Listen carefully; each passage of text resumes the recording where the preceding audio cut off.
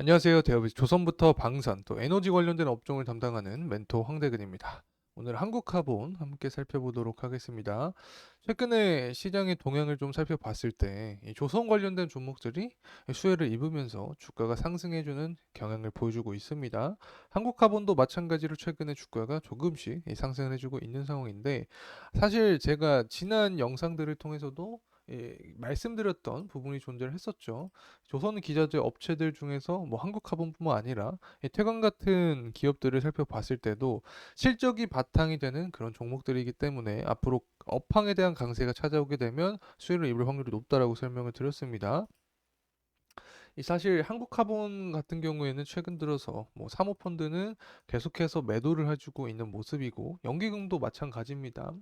하지만 외국인은 꾸준한 매집세를 보여주고 있는데, 제가 강조드렸던 부분이 있었죠. 이 연기금과 사모펀드가 이 매집세로 돌아가는 그 전환점에 주가가 강한 상승 모멘텀을 받을 수 있다라고 설명을 드렸습니다. 자, 이러한 부분이 언제가 될 수 있을지 그러면 영상을 통해서 다 말씀을 드릴 예정에 있으니까 구독과 좋아요 꼭 부탁드리고 영상 끝까지 시청해 주시면 감사하겠습니다.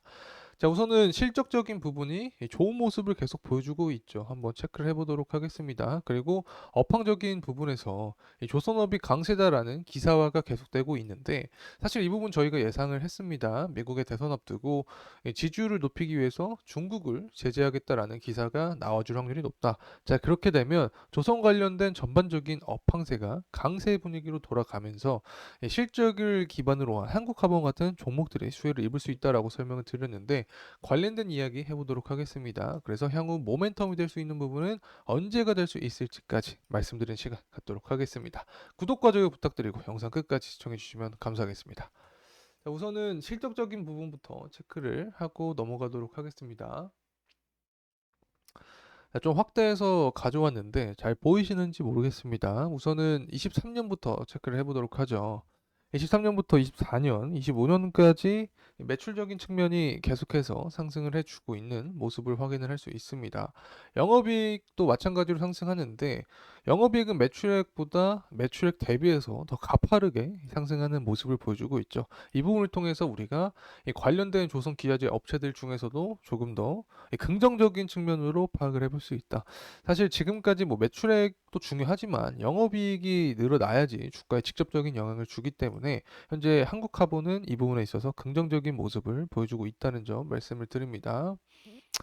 자, 이렇게 뭐 매출과 영업이익도 증가하고 있고, 영업이익률도 최근에는 강하게 증가했습니다. 2.77에서 8.27로 거의 뭐 4배가량 뛰었습니다. 그리고 25년에는 거의 한 10일까지 영업이익률을 예상을 하고 있는 상황이기 때문에 실적적인 부분에서는 분명히 메리트가 있는 종목이다. 자, 이렇게도 볼 수 있는 거죠.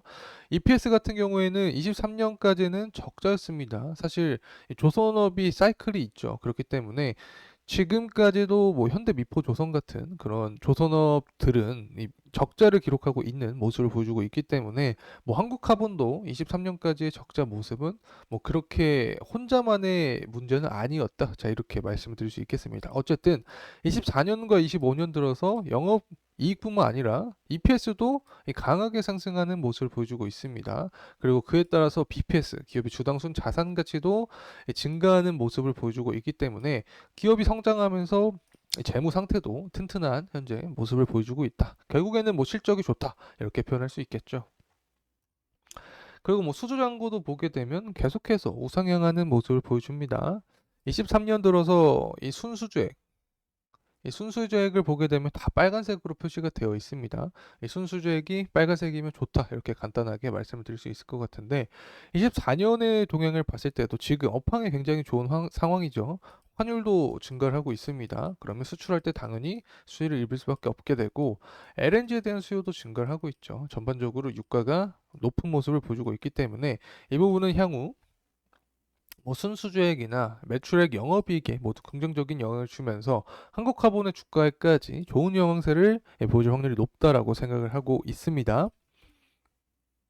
그래서 현재 시장을 봤을 때 한국화본도 상승을 해주고 있지만 전반적으로 조금씩 좋아지는 모습을 보여주고 있는데, 이유는 다양합니다. 뭐 중동발 리스크가 제한이 되었다. 그리고 저가 매수세가 유입이 되고 있다. 자, 이렇게 이야기를 하고 있는 상황인데, 이 사실은 기사화가 주말에 뭐 강력한 기사가 나오지 않았기 때문에 현재 이런 분위기를 보여주고 있는 거고, 이스라엘 같은 경우에는 뭐 추가 공세 없으면 대응을 안 한다라는 기사가 또 나와주고 있습니다. 그렇기 때문에 전반적으로 시장의 리스크가 다소 완화된 분위기다. 하지만 이 부분은 또 내일 또 바뀔 수 있는 부분이기 때문에 굉장히 단발성 소재죠. 그래서 앞으로의 정세적인 부분은 어떻게 될지 모른다. 이런 부분은 제가 영상을 통해서 계속 다뤄드릴 예정이 있으니까 구독과 좋아요 꼭 부탁드리고 영상 끝까지 시청해 주시면 감사하겠습니다.